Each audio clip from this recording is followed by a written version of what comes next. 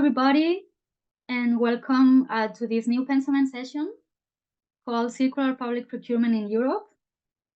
Today we have the pleasure to have Helena O'Rourke-Potocki with us. Helena works as a circular economy and procurement officer at ICLEI, Local Governments for Sustainability. There she contributes to different European projects, such as the European Procura Plus Network and the European Commission GPP Help Desk, among many others. She also works with local public authorities and public procurers around Europe to better understand how public procurement can be used as a strategic tool to support circular economy objectives. She previously worked as a policy research officer for the Ellen MacArthur Foundation, where she analyzed circular economy related policies and developed a circular public procurement framework for city governments. She has also worked for the European Policy Center, the European Commission Directorate for Regional and Urban Policy, and the Polish Ministry of Infrastructure and Development, among others. She holds a Master of Science in Environment and Development from London School of Economics and Political Science, and a bachelor degree in Political Science and Geography from Trinity College, Dublin. And today she will introduce us to the field of circular public procurement and will present some European best practices of its application, as well as explain the role of ICLEI in boosting green and circular public procurement in Europe. Thank you for coming to everybody. And we will now have a 40 minutes presentation and a 15 minutes for questions and some comments. So Helena, whenever you like to start, the floor is yours. Thank you. Thanks a lot, Lisa, for the introduction, and hello to everyone. It's a pleasure to be here today. So I'll start sharing my screen, and we could maybe just jump in straight away. Can you all see my screen? Yes. So I'm Helena, and I work for ICLEI Europe. So as we mentioned, we are a network of city governments with the objective of becoming sustainable. So ICLEI works across the world. We represent about 2,000 cities globally. And in Europe, we work with about 200 cities of all sizes. So it's from your local district in one capital city to a big city like the size of Paris. So we do all the scales, and we really look holistically at what cities do and all the services they need to provide, and how this could contribute to the SDGs, circular economy, and other objectives. So one of these important levers and things that cities have to do is public procurement. So I'm specialized in circular public procurement, and I'll tell you a bit more today about this. So what is circular public procurement?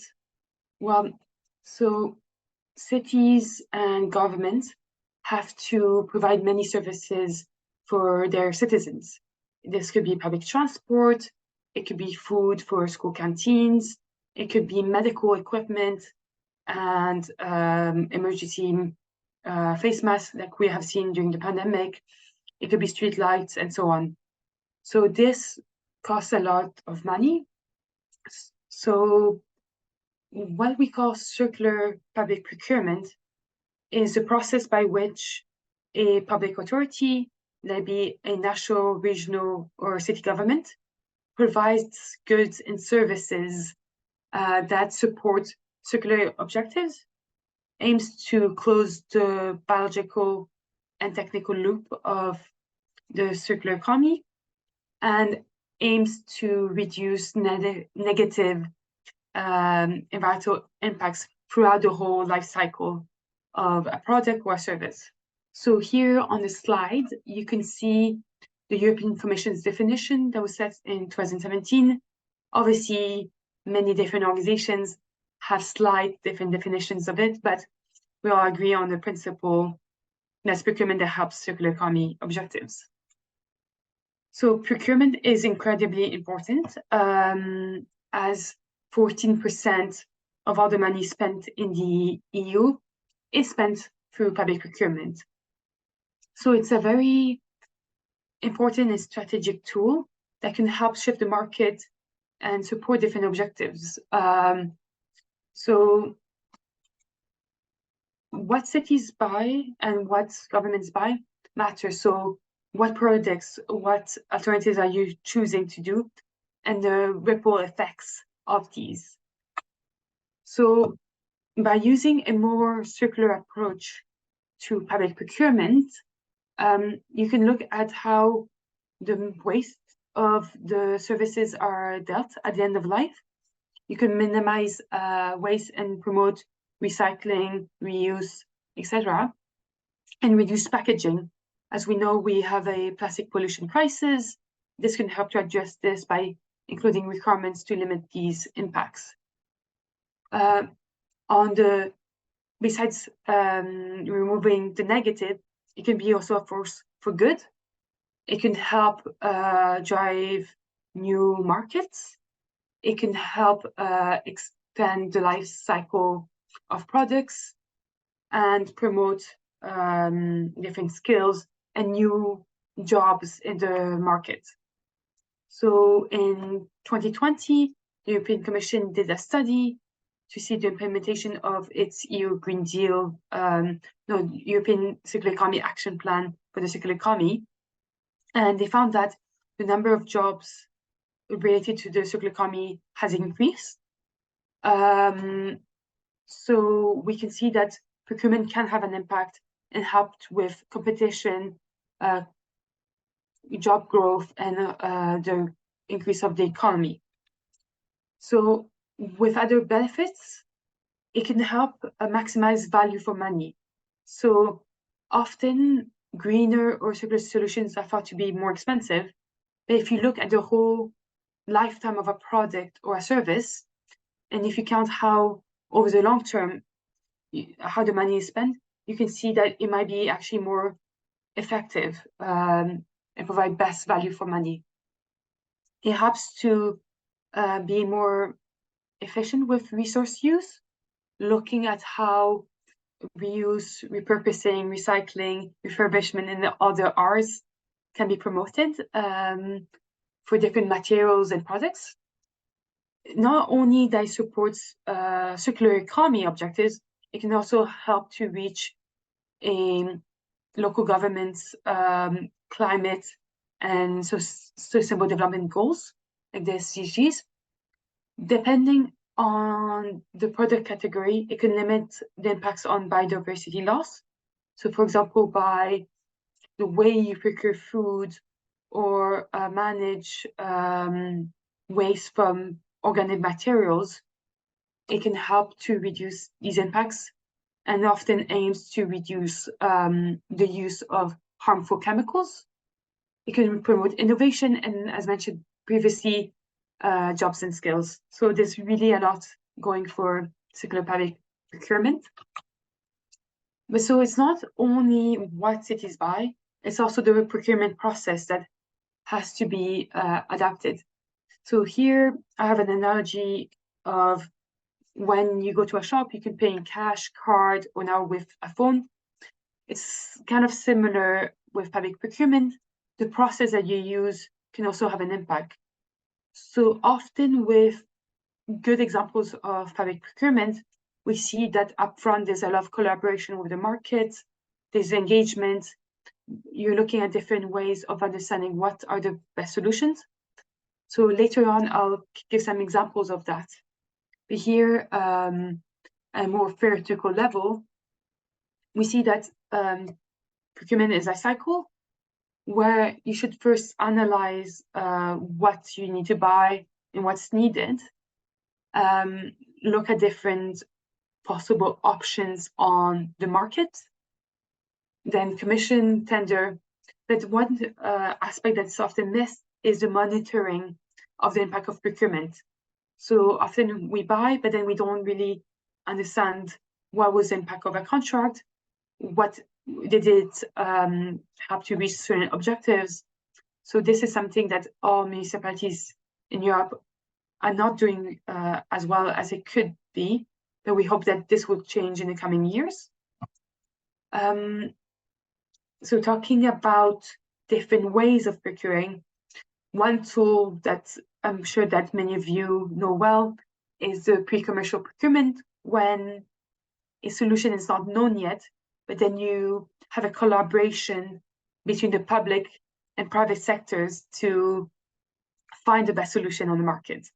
So I'm not going to go into the details, but I'm sure some of you are very aware of this process. And there's also the procurement of innovative solutions that can help to promote circular solutions on the market. So I actually reused a slide from a presentation by a commission representative last year. And she was explaining that the EU's approach to public procurement is shifting. So back in the day, the Commission would employ people with a legal background to work in their procurement units and see whether contracts comply with EU law and are implemented. But now the Commission is slowly changing its approach and actually recruiting people who have maybe a background in policy and economics, because they see it not just as a legal tool, but actually a strategic tool that can have an impact on the market and help to have ripple effects on social aspects, environmental aspects, innovation, etc. So this change of mind, of the mindset of the European institutions, is affecting the legislation and how the public sector should approach procurement. So now, because now that I've set sort of this broad background on what's circular procurement and why it matters, I'm just going to dig deeper now into a few best practice examples of how different local authorities across Europe have procured more circular solutions. There are many other examples, and I can also share with you resources where you can look at more. So I picked 5 sectors and try to give you a bit of flavor of what is done in different areas. So the first example is circular office furniture. I decided to start with this one because it's often a quick win. We're seeing many governments across Belgium, the Netherlands, Norway, even France, using this approach. So there's different ways this can be done. But one of my favorite examples is the city of Malmö in Sweden. So Malmö, back in 2019, had a project where they decided not to buy new furniture anymore, but have contracts to ensure that the furniture they have can be reused, refurbished, and upgraded to new standards. So based on this example of procuring non-new furniture, in 2021, they decided to go one step further, and they tendered for a framework contract for the supply of furniture across different offices of the municipality, but also schools across different categories. So this was ranging from garden furniture to storage systems to office furniture, shelves, etc. And they decided to use a universal design approach. Universal design is an approach where the furniture that you buy is designed to be used by anyone, no matter what their abilities are. So this is furniture that could be used for people with a handicap, so wheelchair users, people who are blind, people who don't see well, who might have sensory issues, etc., also allergies. So by procuring these kind of university designed products, you're buying things that everyone can use. So you don't need to buy extra furniture or equipment for in case you have people with disabilities. And then it can be used by a broader range of users. And it also helps to remove stigma about certain conditions. So an example of something that's universal design would be the like elevators that have a voice saying to which floor you're going. For furniture, it would be, for example, furniture that could be adjusted to different heights of people, or that the contrast is high enough compared to the walls, so people who are legally blind can sort of navigate a room if they can see shapes but not details, for example. So they also included requirements to limit the environmental impact of this furniture. So it required that 50% by weight of the furniture is made of recycled materials. They have this policy that the furniture and the textiles they procure doesn't include microplastics, etc. And initially, it also included requirements that if the furniture breaks, the suppliers have to be able to repair, repaint, upgrade it, etc. So they have this contract for several years. So initially, the suppliers were a bit reluctant to work with universal design, but then when they started doing the contract, they realized they could benefit their other clients, and it was not actually so difficult to do. It was just a few adjustments. And I'm assuming the slides will be shared with you afterwards. So you have the link there to read the full case study and find more information. The next category I wanted to look at today is construction and infrastructure, because this is often a big and very polluting sector. As you probably know, construction across Europe is the most extractive sector. So by accounting for 50% of material extraction, about 36% of CO2 emissions. So reducing the impact of buildings can help to save 50% of the embodied carbon of infrastructure. So the example I want to look at now is this small, I think 30,000 or 300,000 people municipality in the Arctic Circle in Norway. So they're far and isolated. And Bodø has the northernmost military airport of the world, of NATO. And for some NATO security reasons, they decided to move that airport even further up north.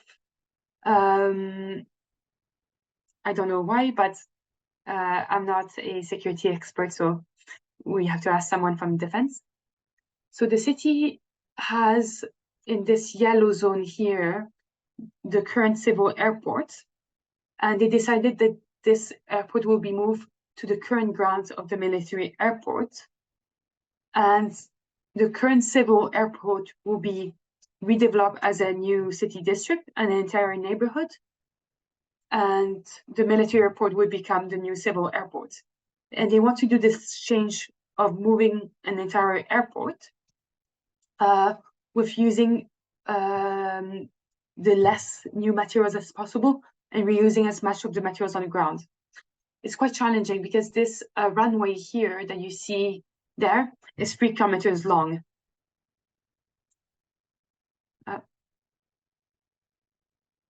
Is my connection good? Oh, yeah, I thought I lost the connection. So the runway is 3 kilometers long, so you can see that this is a vast area and a very ambitious project. This is how the military airport looks like. Well, it's here behind this hill, and this is the current civil airport, where they have these domes. So they're trying to find creative ways of reusing this infrastructure in a creative way. So they were considering maybe transforming this into a nightclub for young people or as a bag storage place. And they have a lot of these concrete slabs that can be reused. So they haven't started the procurement of the move yet, but during the City Loops project, which was managed by ICLEI, they have prepared the grounds for this procurement process. They have used different 3D visualization tools and a life cycle CO2 calculator to measure the different impacts of different scenarios. And before picking a solution and telling the market what was needed, they challenge architects and urban planners to come up with a concept for both the new airport and the new city district. And then they selected and paid 3 companies to further develop and work on their concept for 3 months to propose a solution of what these 2 new areas could look like. They also asked master students throughout the process to pitch their ideas. Some master students were looking at circular construction, so they were invited to write their thesis about this project. And through this collaboration between the city, groups of architects, the waste management company, the city has decided to adopt a new procurement strategy that includes circular objectives. So they have really changed their approach of thinking about the project as a whole. This is pictures of the 3D visualization tools. So as I understand it, the red lines show how much pollution would be created if they have to transport materials, and they're sort of stimulating different scenarios. And same here, showing where the materials are. And so before doing the process of measuring upfront what could be the impacts on the environment, on the cost, etc. So very holistic, a lot of data put upfront to be able to be sure to procure the best solution afterwards. So in textiles, which is now becoming more and more a frontline topic, we are seeing more and more interest at the European level on the topic, especially of microplastics in textiles. So we're seeing different cities looking at the workwear of the police or hospitals, etc., but also carpets in municipalities. And there are different approaches that are possible. So we have Ghent University Hospital, which is a semi-public entity in Belgium that has 4,000 employees. And they decided that they needed to replace the uniforms and workwear of all their employees. But they made a conscious decision to procure the most sustainable textile, but also that's comfortable for its employees. So the process took 2 years before they finally picked the solution. So they did a 5-stage, almost like a pre-commercial procurement process to really determine what would be the best solution. And there was only at the end phase, the last step with the last 3 bidders, where they considered price. So as part of the procurement process, they asked the different bidders to send samples of their textiles. And one of the requirements was that the materials could go through over 100 washes without shrinking. So it has the guarantee it lasts long. And they also had the samples tested by their employees, so they could write which materials would or which uniforms would be the most comfortable for them to wear when operating and working long shifts in the hospital. One of the requirements of the tender was to ensure that the second and third tier suppliers could prove that they had good working condition, because so the hospital was concerned about human rights and the impact of what they buy, because it's good to buy textiles or products that are ecological, but it sort of defeats the purpose if it's also having some negative social consequences on other regions of the world. So that was also taken into consideration. So the solution that they procured is called an eco-green fabric, which is made of recycled polyester, made out of PET bottles, and lyocell, which is a recuperated material from wood pulp, which is environmentally friendly. And they did some tests, and apparently this is more sustainable than a blend of polyester and cotton, and it could save water, and in the production, because it's made of recycled materials, it uses less oil and water in the process. So overall, in the production and the use phase, it lasts longer, it's better produced. So this was quite a good example where they really took a holistic view of this procurement. More information is available on the university website. Unfortunately, it's in Dutch, but I can always provide more information if needed. Another area that's also quite important, food, for public canteens, hospitals, public spaces like the city hall. So we have a lot of examples of municipalities and regions that are really rethinking the way they're procuring food, especially for school canteens.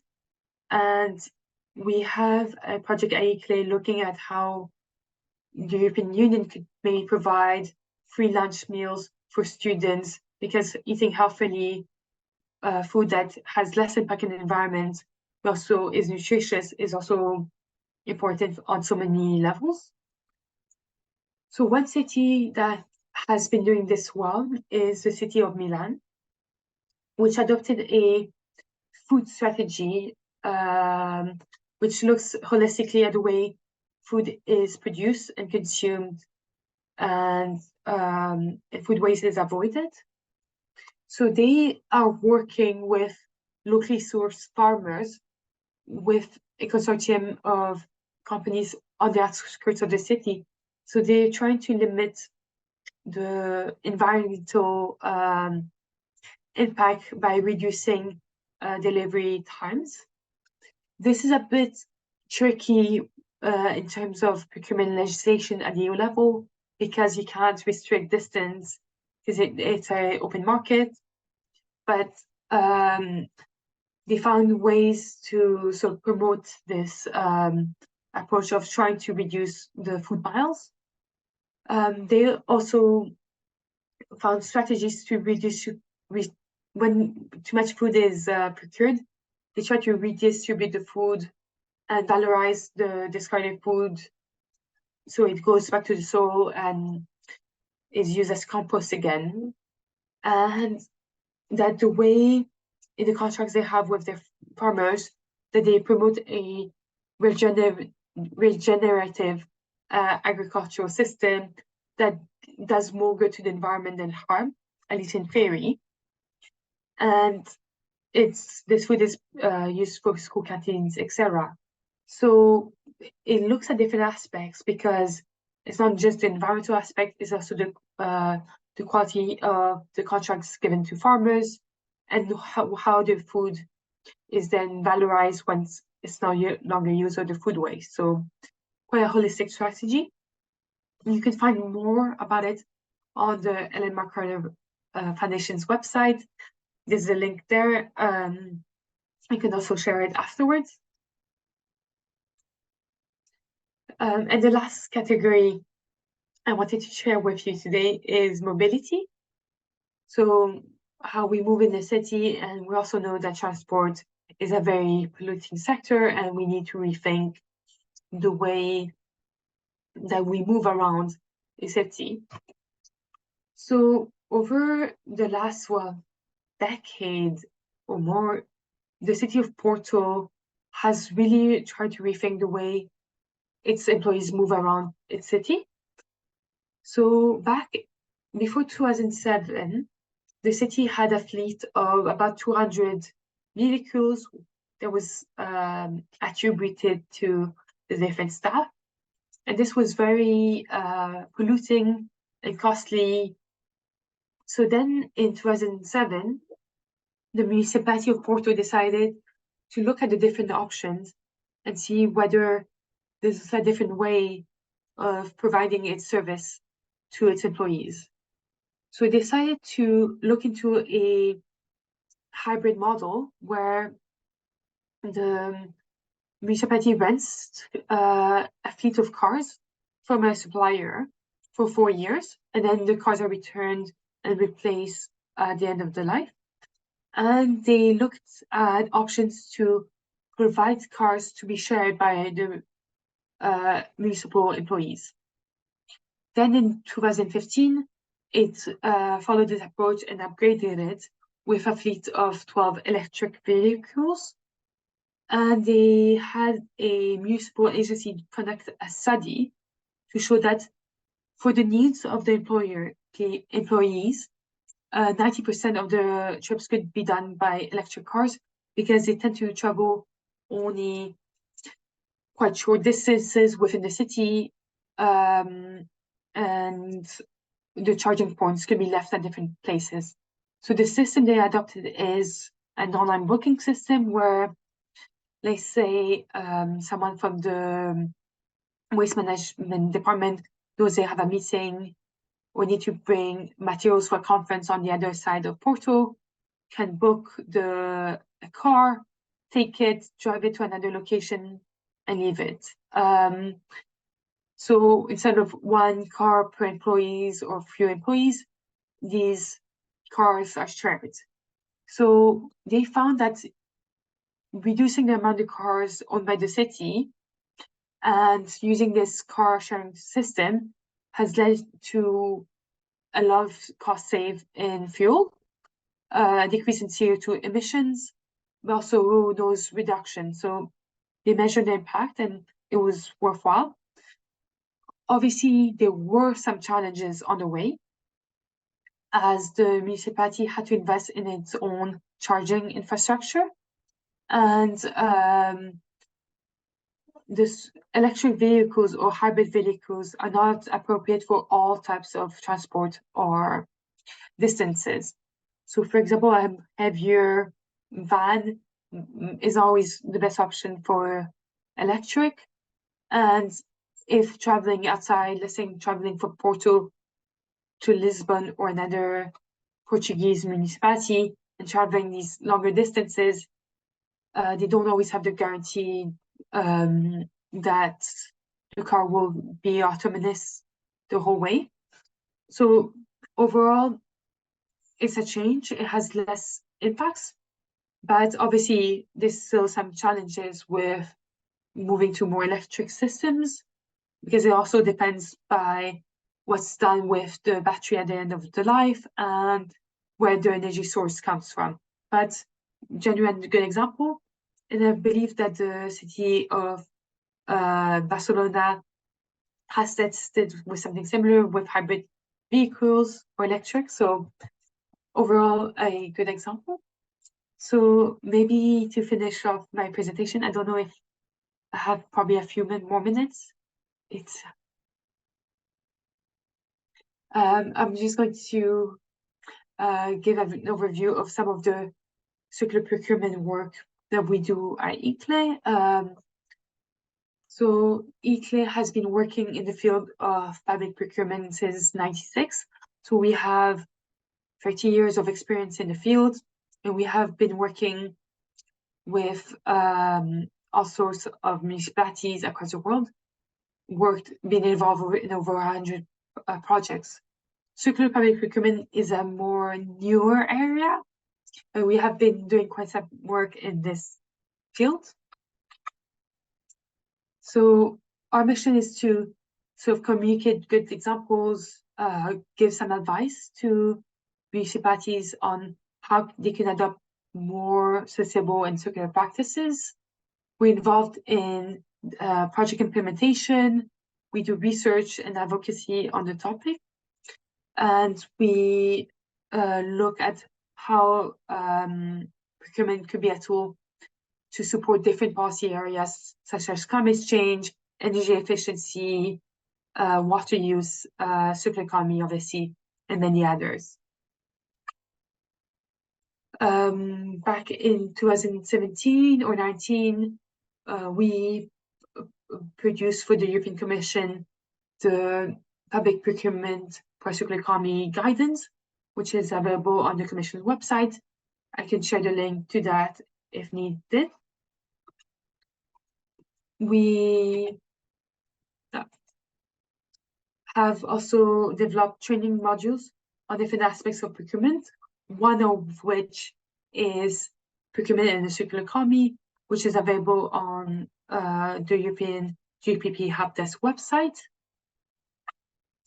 We are managing the European Commission's GPP Help Desk.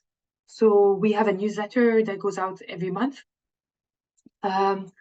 where you can find articles, interviews with experts in the field, case studies, some of which are presented to you today. Also a bank of criteria. And if you have any questions on specific aspects of public procurement, you can reach out to us and we'll try to find an answer to your queries. It can range from of a report to the criteria used in tenders, etc. So we are also managing the Procure Plus network, which is a network of European public procurers from across Europe. We organize events, and we also have interest groups on specific topics. So for the last 4 years, we've been running the circular procurement interest group. At the moment,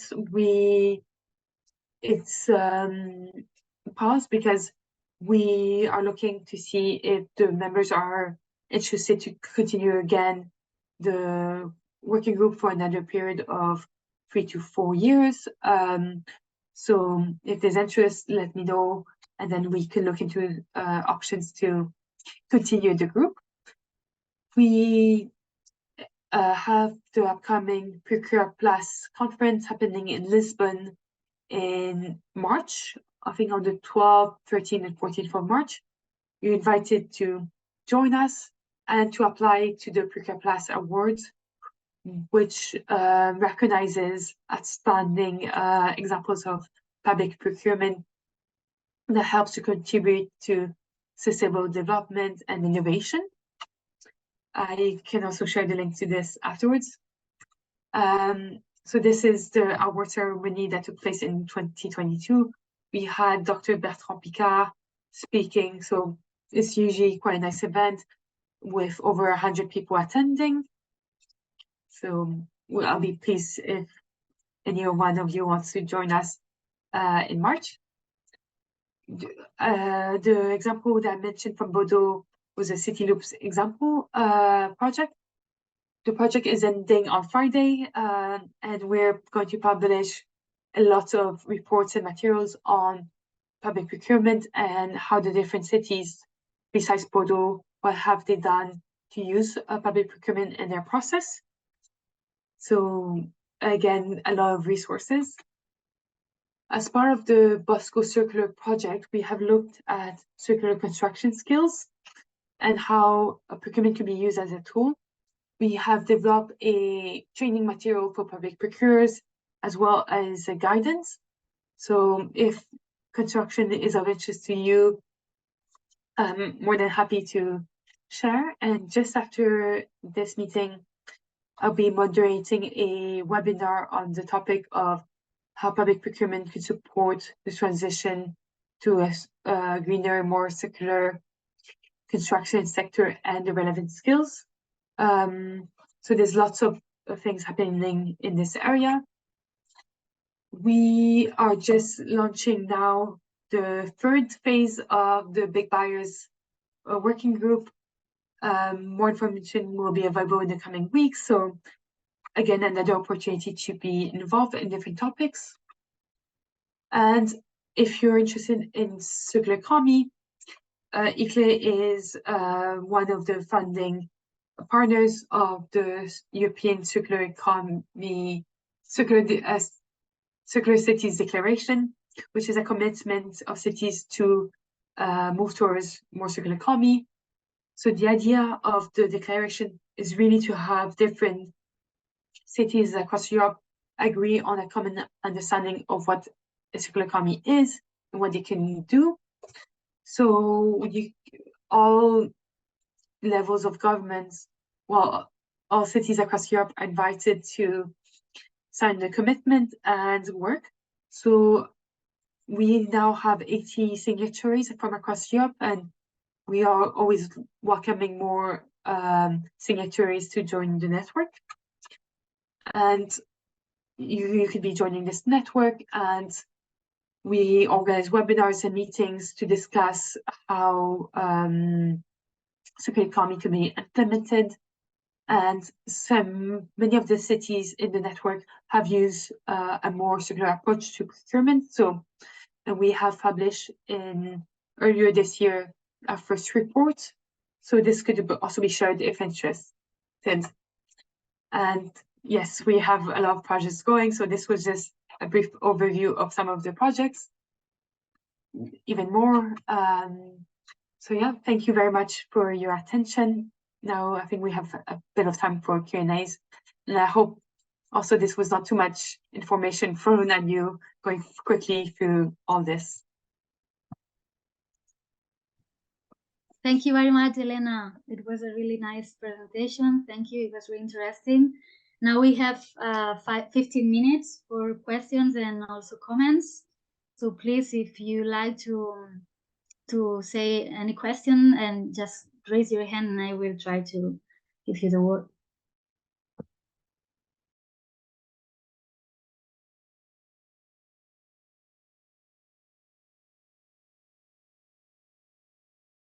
I see that Veronica and Nika, you have your hand raised. Yeah. Yes. Yes. Thank you, Elena, for the presentation. It was a really nice overview of, well, introduction for me, and also it provides really good examples.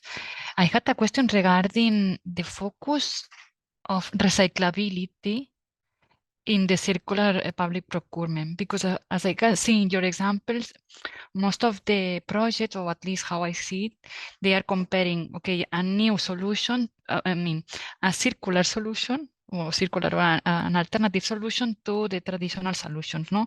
But for me, also the focus should be, okay, is the solution that we are proposing recyclable at the end of the usable life, let's say? For example, in the case that you shown for the textile in the hospital, the solution applied recyclable, recycled PET from bottles. And for me, the PET from bottles should go against 2 bottles. No, it would be circular solution there. Then if we take the PET from bottles to textile, and it's a mix of different materials, these textiles, I think they won't be recyclable, no? So, and also I saw the definition that the Commission is giving in the guide, and it doesn't mention the closed loop recycling of the products. And I would like to know your opinion on this aspect, no, in the procurement. This is an excellent question. So the first question of circular procurement is, do we need to buy new or to buy something? Because, for example, for buildings, the most suitable buildings are the ones that have been already built, or maybe need to be upgraded to new standards. But with the example of Malmö, they sort of realized that a lot of the furniture they already owned in the city, and we have examples there from different municipalities where not buying new and trying to have maintenance and extend the life span of existing products is the first option. So when procuring new, obviously different solutions work best in different contexts and depending on the material. You're right that blended textiles is not the most sustainable solution. It's better to have mono textiles, so pure cotton, pure polyester for the recycling. So incorporating recycled or reused materials is one aspect of closing the loop. And then, as you said, like we see sometimes criteria at the end of life that, for example, with ICT equipment, that the supplier has to take them back and either refurbish or recycle the materials. So these clauses exist. Today, this morning, I was looking at fire extinguishers, where one of the requirements was to recycle the fire extinguisher completely, if not used after 10 years. So this could also be a criteria. So there are like, it's about going through the waste hierarchy of refusing to buying new. If you have to buy something new, can they include recycled, and then looking all the way until the end of life. So it's using the holistic approach and seeing across the whole life cycle of a product and service which strategy makes the most sense, given the needs to limit the environmental impact. Thank you, Helena. Does anyone have another question? Yeah, Gemma, please. Hello, thank you for the presentation. I would like to know more details about the new trends about the products as a services in the procurement, especially for public administration, but in general, because it's a new way to do the businesses. So would you tell us something about that, please? Thank you. So what we call circular business models, there's different types. So obviously procuring per se a circular business model is not necessarily the most sustainable solution because it really depends on what's being provided with. So you have light as a service, product as a service, mobility as a service, etc. that exist. So with mobility as a service, like in the example I presented, if you have access to mobility, then you don't buy the product. It can help to limit the environmental impact of the product because you're not purchasing the solution and the municipality is not responsible for the end of use phase, but the supplier. Obviously, this could be good because you're not procuring new, or these could be reused. We also see this in textiles where some municipalities have a contract with the supplier. So if the garment gets worn or torn, they have to repair it or replace it. We see this with ICT products where the supplier is responsible to maintaining it at the best possible quality. This could be applied to furniture. There are some caveats with circular business models because while sometimes a rental service or a service model is not necessarily over the use cycle the best solution. So you have to look at the different scenarios and options and see which one has a less impact. There's a report that was published by the European Environmental Bureau and Circular Economy Foundation, which looked at the fact that pushing for these new business models can have some blind spots, especially when it comes to human rights and other things across the value chain. So it's about evaluating the different aspects, so environmental but also social, because you can have a rental service for a computer, but if the computer was produced using blood minerals, it's not necessarily the most sustainable solution. So I would say, like, it's about having this holistic approach. Is it really the best model, or maybe owning the product? It sometimes could be the best. So it's a solution. I wouldn't say like categorically going for these new business models is necessarily or ultimately the best. Thank you, Elena. There is another question from Ana Esteva from the government of Catalonia. Hi, good morning. Thank you very much, Elena, for the explanation. It's just one comment that I work for the department, the Ministry of Climate Change, Food and Rural Agenda of the government of Catalonia, and it's just to know that we are members of Procura Plus, that you explained before, that it's a network of public administrations, and it's just to say that we are members for several years. And for us, it's very useful to be part of this network, to share experiences and to know what the others are doing, and to explain what we do in some fields of public procurement. And well, it's just for this. And I,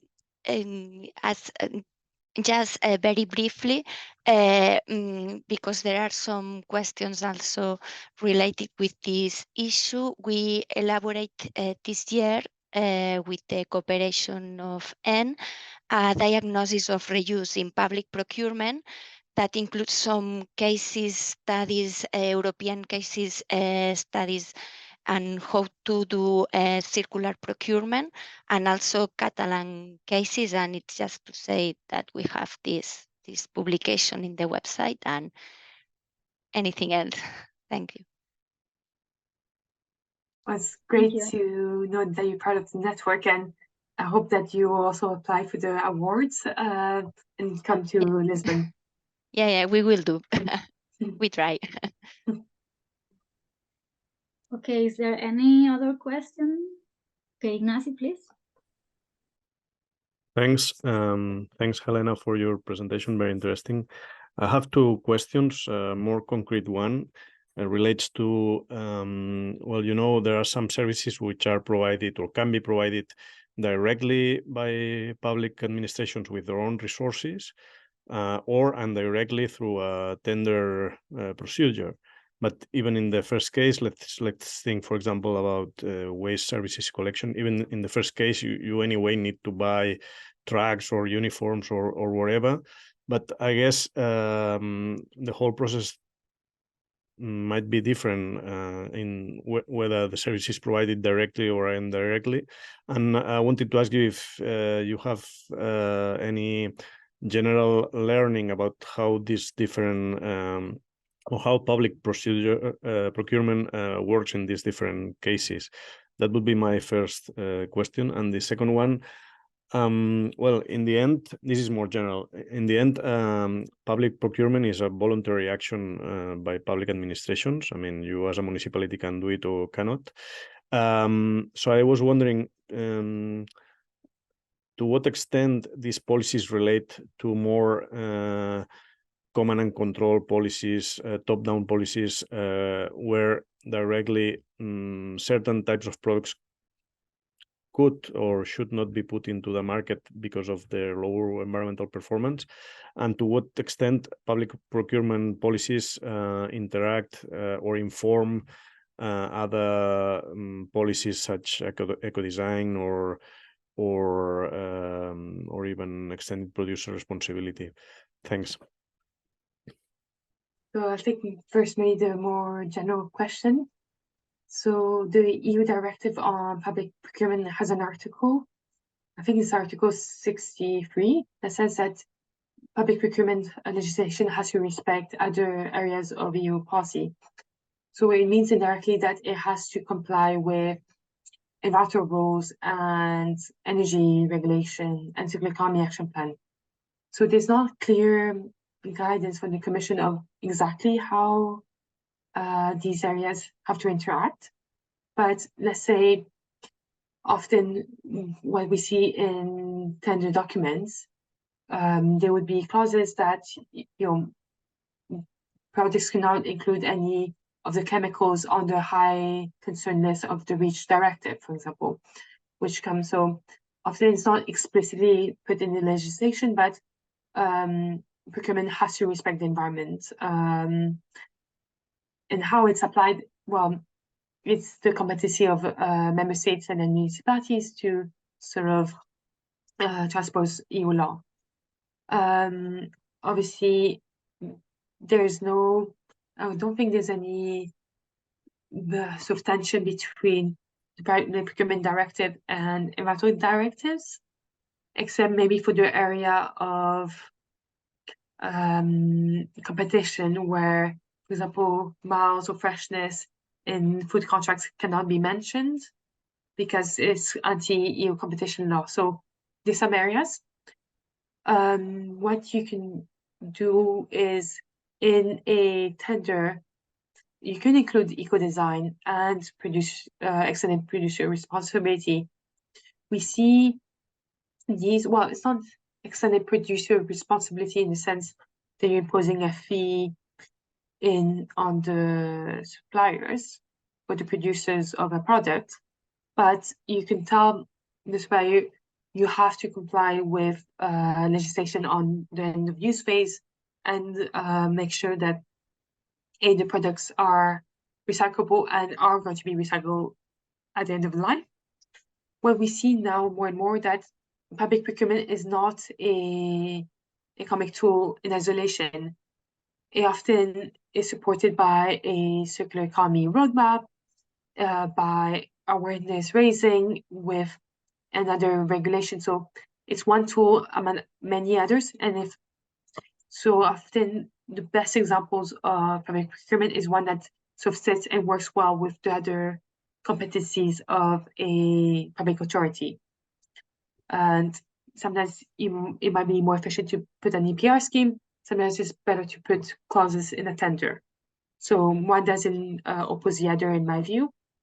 On your question about services and what we have seen in different contracts, is often that you have a clause saying that the supplier is responsible for the maintenance and upgrade of a product. This can be applied to ICT products and textiles and workwear. So these are clauses. Obviously, you could either have one contract for the supply of a material or product, and then a separate one. Oh yeah, thank you very much, Anna. For the supply or the maintenance, these can be separate contracts, but often it's in the same contract. I wouldn't say like necessarily by default a leasing or rental model is better than owning the product. It really depends on the situation, the size of the tender, etc. So I would say like it's better to look at the different scenarios and look at the different options up front than saying it has to be a leasing or rental. I hope this kind of answers your question. Thanks. Yeah. Yes, okay. Thank you very much, Helena. I think now we should close because it's already 1 p.m. Any other question, maybe we can ask per email. We can put you in touch with Helena if necessary. So thank you very much for attending here today, and we hope that it was useful and interesting.